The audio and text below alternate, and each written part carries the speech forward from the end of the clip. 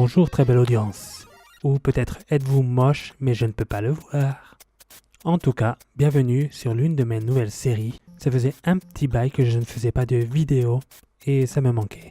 Alors dans ces séries, ce que je fais c'est expliquer des anecdotes personnelles dans lesquelles j'exprime également mes opinions. Et dans lesquelles je parle des choses de la vie en général. Aujourd'hui, je vais essayer de vous raconter ce qui m'est arrivé à la salle de gym. Alors comme beaucoup d'entre vous, vous ne savez pas, je me suis inscrit à la salle de gym il n'y a pas moins de 2 semaines. Bon, je vous avoue que c'est une salle de gym un peu pourrie. Donc c'est totalement l'opposé de ce que paierait un petit bourgeois.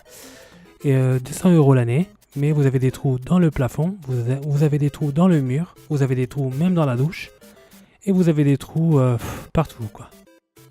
Ah oui, j'oubliais aussi, la température est de 15 degrés dans toute la salle, sauf dans les douches heureusement, mais quand même. Alors, on va pas se mentir, on va dire que la salle de gym est aussi pourrie que les vidéos de Juliana. Donc, dans cette salle de gym du pauvre, je me suis mis à faire des exos, et il y a longtemps, j'avais pas fait, et j'ai décidé d'y aller tout doucement, et en ne mettant pas trop de poids sur les machines, si vous voyez ce que je veux dire. Alors oui, je prends toujours un peu de temps pour prendre les bonnes sensations, pour ne pas me blesser, à y aller petit à petit. Et donc, il n'est pas rare de me voir faire des répétitions avec la barre complètement vide. En général, je fais 2 ou 3 répétitions avec la barre à vide. Et pendant ce temps-là, j'ai pu constater qu'il y avait quelqu'un qui m'observait. Et c'est à ce moment-là où je décida de rajouter du poids à ma barre. Erreur fatale.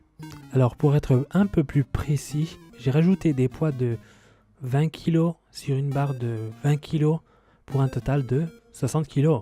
Waouh, quelle perf! Et apparemment, ce fut assez exceptionnel pour que quelqu'un se lève, se dirige droit vers moi, me regarde dans les yeux et me dit « Hey, ça fait longtemps que t'es à la salle de gym ?» Non, ça fait pas très longtemps, ça fait moins de 2 semaines que je me suis inscrit. Non, je veux dire, ça fait longtemps que tu fais de la muscu. C'est-à-dire que ça fait un petit moment que j'en ai pas fait, mais je reprends petit à petit. Et tu ne crois pas que c'est un peu trop 20 kilos pour commencer? Et ce fut à ce moment-là où je commença à rigoler.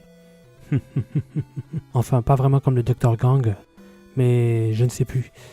Et je ne sais plus si c'est foutu de ma gueule à ce moment-là en fait. J'ai rigolé tellement fort que, éventuellement, il a pris ça pour une petite pique, une petite insulte. Enfin, je dis ça, je dis rien, hein. Alors un vaste horizon de probabilités s'ouvre à moi. Soit ce gars se foutait ouvertement de ma gueule, soit j'ai l'air d'une crevette quand je vais à la salle de gym, ou alors quand j'échauffe j'ai l'air d'un complet idiot, ou alors ce gars-là est un espèce de Batman qui aime sauver des vies à la salle de gym. Peu importe qui tu sois et où que tu fasses ton sport, peu importe la salle de gym à laquelle tu es inscrit ou inscrite, Batman Gym sera toujours là pour te sauver d'un faux mouvement ou d'une serviette oubliée. Encore, merci à toi, Batman Gym. Enfin voilà comme ce gars-là a pu me sauver d'une mort presque certaine. Enfin voilà comment ça s'est passé et je ne suis même pas en train de plaisanter. Et en plus, l'histoire continue, elle ne finit même pas là. Batman est resté à côté de moi jusqu'à ce que je fasse mes premières répétitions. J'en ai fait une bonne quinzaine en fait. Et après, tel qu'il est apparu, il a disparu, telle une chauve-souris dans l'obscurité la plus totale. Alors je ne sais pas vous, mais moi, à la salle de gym, j'essaie d'éviter au maximum de me mêler des affaires des autres, spécialement quand ils savent ce qu'ils font. Comme moi par exemple. Alors oui, peut-être devrais-je montrer un peu plus de gratitude pour cette personne qui a voulu m'aider, mais non, je suis un trou du cul et je ne veux même pas le faire. Non mais sérieux, de quoi je me mêle? Oh là là! Non mais imaginez, je fais ça avec tout le monde, tous les gens que je rencontre à la salle de gym. Je pense que je me fais virer illico et il me laisserait même pas le temps de prendre une petite douche. Et l'excuse parfaite, ce serait quoi? Oh, j'ai essayé d'aider ces jeunes filles à faire quelques séries de squats. J'adore quand elles squattent. Elles ont failli mourir en faisant cet exercice et moi je les ai sauvées. Je ne suis pas en train de dire qu'il faut laisser crever les autres, d'accord? Je suis pas en train de dire qu'il faut absolument ignorer quand quelqu'un est en train de s'étouffer ou quelqu'un est en train de crever sous sa barre. Oh mon Dieu, je suis une mauvaise personne. Ce que je veux dire à la place, c'est qu'il faut laisser les gens se gérer eux-mêmes, spécialement quand c'est pas très difficile. Bon, j'arrête cette vidéo, ça devient n'importe quoi.